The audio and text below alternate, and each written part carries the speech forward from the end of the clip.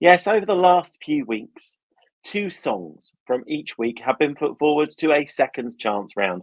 This was bolted on to last night's Melodifestivalen, of which 2 entries went through. Let's take a look and see how this unfolded. I give it all to you.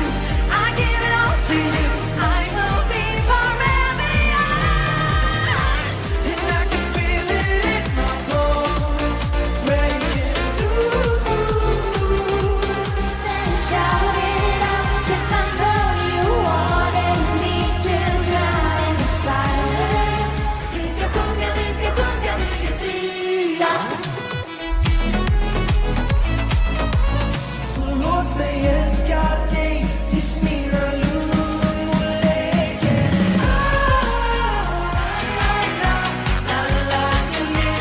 Make a storm but I won't shake me. No matter what you do, I run right back to you.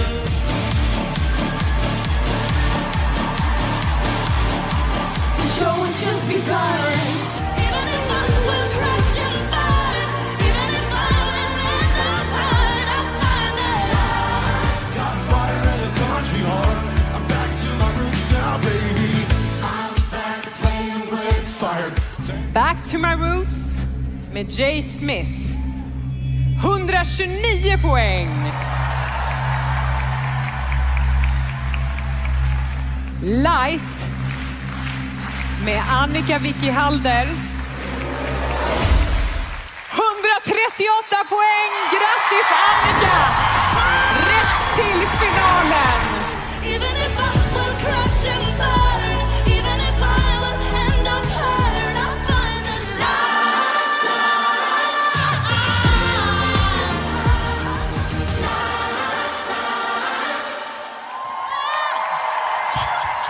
Med Fröken Snusk. 124 poäng och det här betyder ju att det är Jay Smith som tar den sista. Heading back to the start. I'm back to my roots now, baby. Oh, I'm back playing with fire. Thanks for all that I've learned. Back to my roots now, baby. Let me understand that.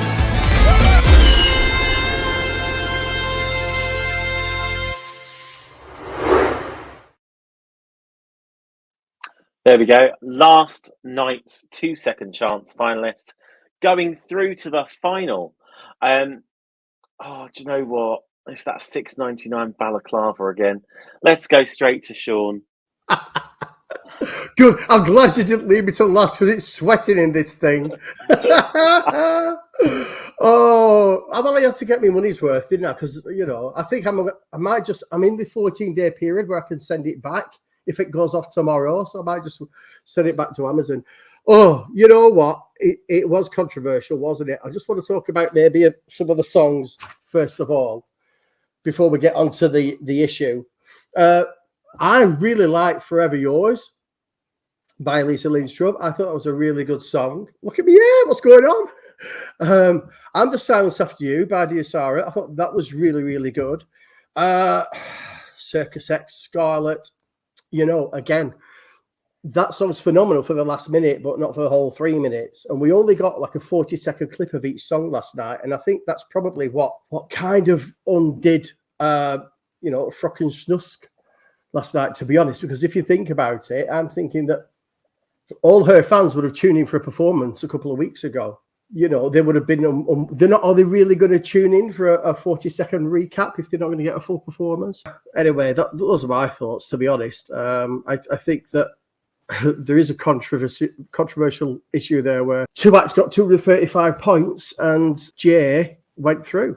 So, yeah, I can imagine why she's very disappointed, Fröken Snusk. People do feel free to come in on this. I would like more of a kind of round table discussion because, I'm assuming Jay went forward based on the fact that he got more votes last night than he did in his heat vote. So, but at the same time, should there have been a mechanism whereby votes for Heat 5 were taken down even more on account of the fact that they'd had a full performance that evening, whereas the others hadn't. This is where it gets complicated, because I asked Ben about this, Ben Robertson, who's obviously very involved with SVT, and he said for 2 weeks he bugged the media team up, what if there's a tie in this runoff, what if there's a tie, what if there's a tie, because I think he was the only one that sort of forced about it, at which point SVT did say the votes cast in this voting period is the decider. Again, to Sean's point, if we go back on the old system, and probably looking for a lot of things, Flickinson's probably whereas in the top two in her semi-final, we're going on just votes because she's got a huge fan base. That's why she was top of that leaderboard. It was all broke down in the amount of votes they got, sort of thing. It's very convoluted. But in that respect, I saw a lot of the acts pushing last night to tune in and watch. Like Scarlett were doing a lot. I saw Adam Wood saying it. Like, so they were saying, like, it's tonight to vote for us. The issue is they did this massive long recap section and then they cut back into studio and then 20 seconds later, the vote's closing. So if you're thinking, right, I'm going to use this to really remember and hone in on stuff, that's not enough time then to go like, right, these two quick go. Like, that is a bit ridiculous. I understand also the aspect of you've seen the whole performance from Jay and Annika tonight as alone as compared to, say, Adam and Elisa a month ago. I get that. But in the same vein, if you love the songs enough, you'd already have them downloaded and listening to them. So it is difficult. What I would have done instead, and you know what, who cares? We have 2 extra songs in the finals. Like, just put the top 4 through. Because trying to pick 2 from that 10 was incredibly difficult, as we saw last night. It was really hard to call. I would have loved to have Scarlett in. I think they were one of the best of the entire series, to be honest. It was diverse. It was different. They can both sing incredibly well. As a performance and a song, it's really good. It's a shame they missed out, but it's how it is. And I don't think them having an extra song or 2 more would really hurt the runtime or people would care much. I don't understand why they brought the system in, and that's where I think Carlin maybe needs to take a step back. I mean, ever since she's taken from Felicity Yorkman, Melodifestivalen hasn't been working. The song quality has dipped. We know it. They got 1 good result in Lorraine, true, but she had to be really convinced to come and take part. And they're just trying these new formats with the second chance, which don't always work. Like the format they did for the last 2 years was fine. I don't know why they've changed it. And I think they should have done it probably tonight. Open up the vote, give them 24 hours, invite them into the SVT studio and announce the top 2 there. Give them more than literally 5 minutes and say this add-on that you've bolted on. If you want to get conspiracy, say Circus X and Flickersness were the 2 that went through. Their mics and everything haven't been rigged up to fit their voices and that sound system. It's from 2 separate weeks, so it hasn't been dialed in. Whereas Jay and Annika, the production team already had all their levels sorted, so they could do that winner's reprise easily. That's if you really want to delve deeper into it, but, you know, how would you be able to set them up for 2 acts who didn't have to do any of the rehearsals the last 4 days? That's just my theory on it. I'm sure the other acts would have actually rehearsed doing their sort of reprise at the end, and they would have got the sound level sorted. And I'm sure they must have done. They're not going to have 8 acts unrehearsed. Do you know what I mean? What do you reckon, Steve? So I thought for a while, do we actually even need a second chance round? It's a waste of everybody's time. Very few winners ever win. Gustav quite rightly put the point around Robin from 2013 in the chat. Fair enough. But in reality, very few winners ever win. Do we really care? We already got rid of and dumped some of these songs out already. Do we really need to hear from them again? No, not really. 5 weeks already. We've got 10 good songs in the final. That should be enough. You're going to pick 1 anyway. So let's just have the 10. Let's forget it. Let's kill the idea of a wild card, of a second chance round. Besides which, and again, I agree with Gustav. Wow, what an evening. I've agreed with Gustav twice. He's right when he talks about subconscious bias, because what he's actually saying is, if you, regardless of what Ellis just said about, you know, mics and everything, if you've just voted for 2 songs, you're going to vote for them again. Everything else doesn't matter. So it's subconscious bias. It doesn't work. To be honest, I don't really care. To be honest, I'm happy with the 10 songs that made it to the final. Yes, Annika, I think, song is really, really strong. But I'm happy if you just have 10 songs in the final. Does it really matter? Not really. Alina, any comments? I don't get the new system, but I did love like the extra show under Juansen. Maybe it's just me because I'm just in love with Melodifestivalen and the whole selection of their Eurovision journey. But yeah, I would love to see Ander Juansen back when it was a few years ago. I would love to see the Jules back, actually. Troy, final thoughts? I think Jules would be good because it then challenges, as long as they don't put 2 bloody good songs against each other. Yeah. True. And Rama And the Ramadan Chanson song. would be great again. Yeah, but it was the acts who wanted the duels gone. They didn't like it. It was the artists themselves saying it felt a bit unfair because obviously a lot of them are also friends as well, so it felt like it was a bit mean. I just wish last night Sweden used this opportunity to take a risk and send to give themselves a more diverse final. They weren't going to win, yeah, but at least to make the show a bit more interesting. If you've got something as bonkers as Flickingsness and something as mad as Scarlet, I think that would have made at least the final a bit more interesting than two, let's be honest, as good as they were, quite vanilla songs and already quite a vanilla lineup of a final. This Flickingsness is would have been brilliant for it because it would have been something different. She would have been your show closer. It was an obvious show closer, and I think the production were kind of Yeah. banking on her making it through. Go, right, there's our closer, because they like to close with a song in Swedish, and they've lost it. Was I a fan of the way they did it last night? No, I kind of find myself agreeing with Elliot in that maybe that is something that should have hung over till today. Or as Norway did, they did it on a Monday night when they did a second chance round, if we remember, for their wild card. And I think that would have been fairer on the acts as well. However, SVT have released the running final for Melfest, and since we've spent every Sunday night here on ESC Fan TV with a variety of panelists discussing Melfest, let's take a look at the actual running order of the final, the songs in the running order. Let's nail down some predictions. I am looking for your top 3, and if you want, you can predict last place. Let's take a look.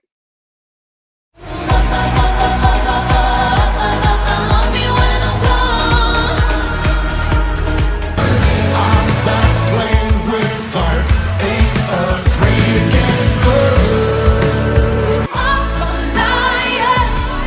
I'm afraid that I can't let you go. Hear the heroes calling, can all that's down, can all that's down. Not a single drop and no more tears to cry. Before there's nothing left, I find the light hidden deep inside. She's unforgettable. Oh, it's not easy to write you a love song. Oh, it's not easy.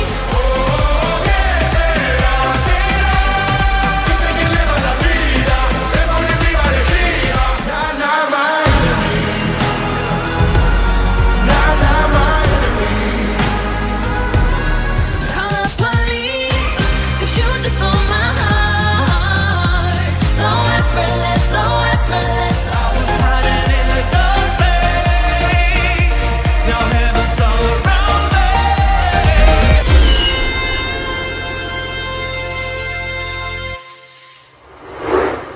That is all 12 songs in order.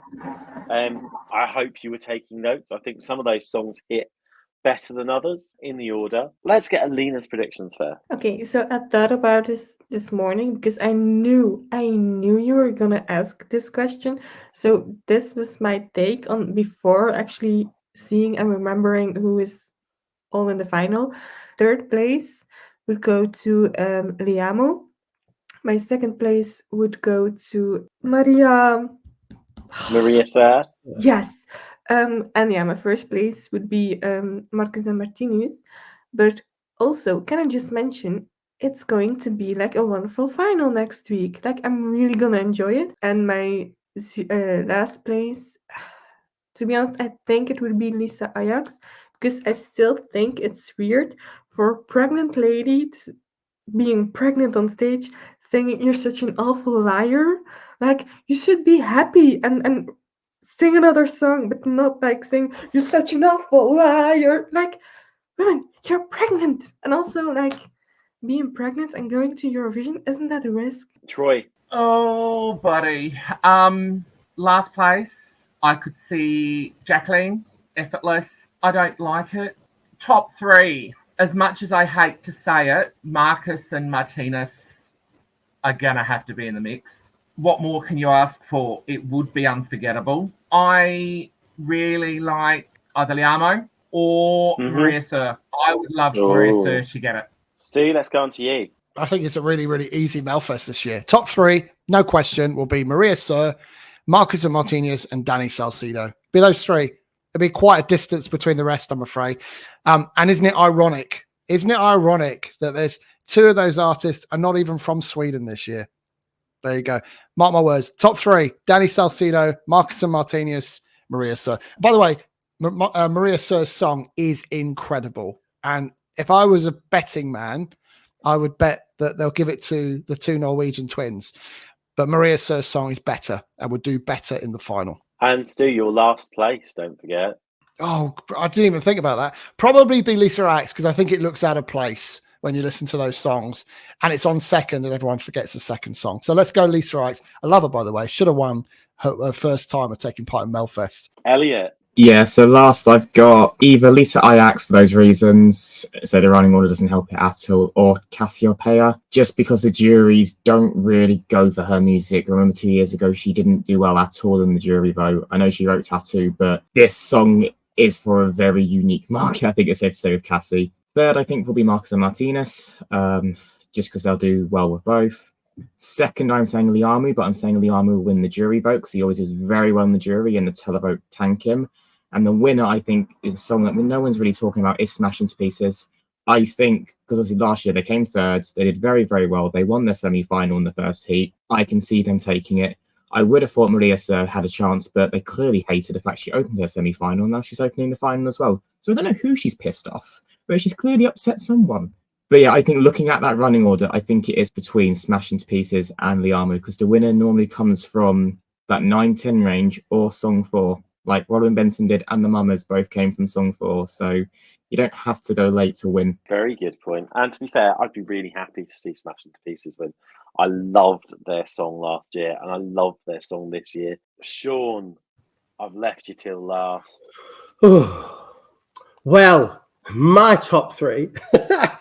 I love Maria Sur when I'm gone. I think that's really good. But I've got the joint top three: Annika, Vicky Holder, and Light. I mean, when I listened to that, I actually sort of mentioned the Mamas just a few minutes ago. And yeah, Elliot, you know, when you said the Mamas, it just clicked. If you heard you could hear the Mamas on Annika's song. Definitely. Is it because it's a gospel song you instantly attribute it to the Mamas? No, it's like everyone seems to do now. Okay, well, it just sounds Mama-ish. I think she'll be fourth. I think, yeah, she's like a sleeper hit in the final as well.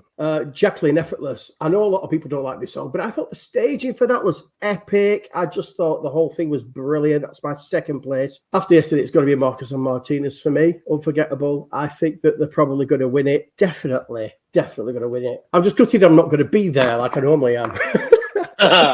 Last place. I've got a last place, but I don't think it'll be last place. My last place is Danny Saucedo this time around. And that might surprise a few people. And what it is, they pissed me off because he's a good fit-looking guy, and they've thrown him on there in a tracksuit. And he's a dancer. This guy's a phenomenal dancer. They've given him a song and he doesn't dance in it. And I mean, just play to your strengths. He's an artist that's got those amazing skills. Show them off, and they're not doing it. So that's why I'm really annoyed at the whole production this year for Danny. His staging is crap, the song's average, and he doesn't dance or show any flesh. I think.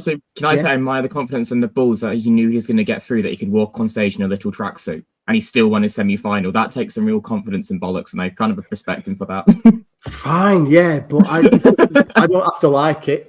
But I think last place will be Lisa Ajax, I'm afraid. Cheers, Sean. Personally, my prediction, I think Marcus and Martinez have got it in the bag, but I think Smash Into Pieces are going to chase them for that, along with Jacqueline as well. Do you know what, though? I think we could be in for a shock for last place, and it's the song that's on 10th, and when listening back to it, I think Liamu might be in for a shock way down the table. I don't think that's going to set the borderline. Probably means he's probably going to Malmo. We all know my predictions are worth diddly squat. If you were a betting man, you take what I say, reverse it, and then, you know, you are a rich person. Stu, what are the chat room saying? Well, everyone's saying that it's going to be Marcus and Martinez, or Eminem. Let's call him Eminem, so I can't even be bothered to pronounce their names now. It's so late. But basically, Eminem are going to win. I think we've all said Eminem are in the top three, so by all probability, they're going to win it, aren't they? And also someone made the comment of saying that usually the winner of Heat 4 or Heat 5 in this instance goes on to win Melodifestivalen. So I don't know if that's actually a stat or someone just made it up. Oh, it's Neil Fulcher's stats. Someone verify Yeah, that. But there we Neil's go. very good with stats, and to be It fair, I used think to be, he's but gonna it's right. not been as common. The Mamas. The Mamas Mamas were the first song yeah, of the first entire song of contest. the first. Yeah, they were. Yeah, when they won. Sister came from the third heat. Robin Benson was like the second heat. So it used to be, but in the last few years, it's not been as common. I think some of that has been sparked up with Lorraine last year, but more often than not now, the added pressure of being the last song has kind of made people falter. Yeah, Katarina's just corrected us and said it's no stat, it's a fact. So there you go. It's been over an hour. There have been at times over 400 of you watching, and thank you so much for joining us this evening. It's fabulous to see you all. I hope you have enjoyed our rundown of Melfest. We are back next week to check out our social media channels, find out the latest, keep the conversation going. Facebook, X, or Twitter as they call it, Mastodon, TikTok. You will find us on all social media channels. As always, Melfest Final Rundown is next week, 8 o'clock UK time, 9 p.m. Central European time, and see you on the socials. Bye-bye. Bye.